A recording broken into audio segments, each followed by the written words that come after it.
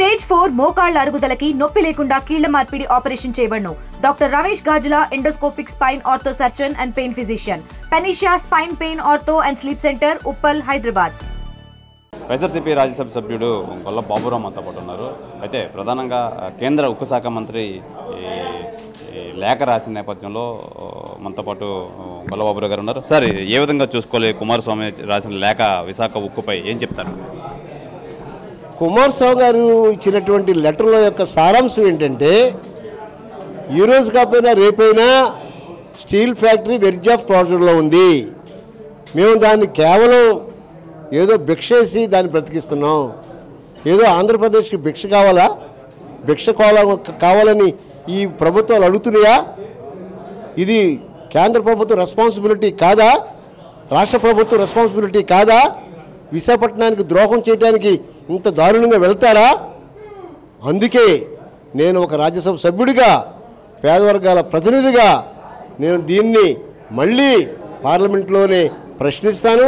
అవసరమైతే స్టీల్ ఫ్యాక్టరీకి వెళ్ళి అక్కడ సమావేశం పెడతాను. తప్పనిసరిగా దీని మీద దండెత్తానని చెప్పి మీ ద్వారా తెలియజేస్తున్నాను. ఒక కూటమి నాయకులు అయితే మటుకు మా కూటమి ప్రభుత్వం వచ్చింది కాబట్టి దాన్ని ప్రైవేటీకరణ చేయబోం ఎట్టి పరిస్థితుల్లో అని చెప్పి వాళ్ళు వాగ్దానాలు చేస్తున్నారు. ఒక పక్కనేమో ఈ లెటర్ ఇలా వచ్చింది, ఏం చెప్పొచ్చు? ఒక్కసారి కుమారస్వామి గారు ఇచ్చినటువంటి లెటర్ని మీ కూటమి నాయకులకి చూపించండి. ఈ కూటమి నాయకులు చూపిస్తే వాళ్ళ కళ్ళు తెరుచుకుంటారు. వాళ్ళు చేస్తున్నటువంటి మోసం దగా ఏంటో వాళ్ళకే తెలుస్తుంది. కాబట్టి దయచేసి ఇలాంటి మోసాలు దగాలు వద్దు.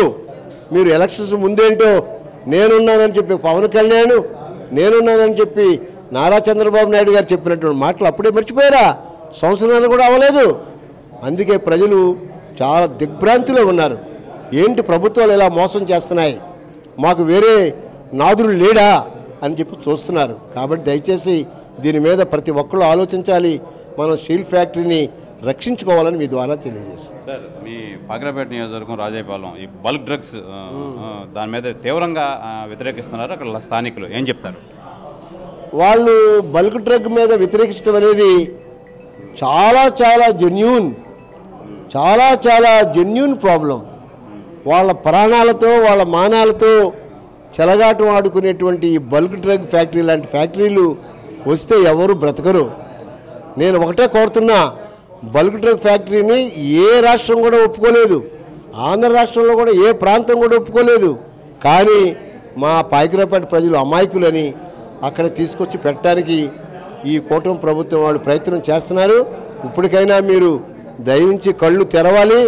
నేను మత్స్యకారులకి పూర్తిగా నేను అండగా ఉంటాను. వారి కోసం ఎంతవరకైనా వెళ్తాను. సార్, హిందూపూర్ శాసనసభ్యుడు బాలకృష్ణ అసెంబ్లీలో చేసిన వ్యాఖ్యలు ఏ విధంగా చూసుకోవచ్చు, ఎంతవరకు కరెక్ట్? హిందూపురం శాసనసభ్యులు బాలకృష్ణ గారు, నందమూరి బాలకృష్ణ గారు అలా మాట్లాడటం అంటే సభ్య సమాజం అంతా తల దించుకునే విధంగా మాట్లాడుతున్నాడు. నేను అనుకుంటున్నాను ఆయన తప్పతాగి ఏ మాట్లాడుతున్నాడో తెలియక మాట్లాడటం వల్ల అయి ఉండాలి. లేదు అంటే కొవ్వు మదం చాలా పెరిగిపోయి అధికారం ఉందనేటువంటి మదంతో అలా మాట్లాడుతూనే ఉండాలి. లేదంటే మూడోది ఏదైనా కుట్రలో భాగంగా ఎవరన్నా మాట్లాడిచ్చనే ఉండాలి. ఈ మూడిట్లో ఏదో ఒక విషయం అని చెప్పి నేనైతే భావిస్తున్నాను. అంటే అసెంబ్లీ కంటే ఒక డ్రెస్ కోడ్ ఉంటుంది, ఒక బిహేవియర్ ఉంటుంది, ఒక డిసిప్లిన్ ఉంటుంది. ఇవన్నీ అసలు స్పీకర్ ఏ విధంగా అలౌ చేస్తున్నారు?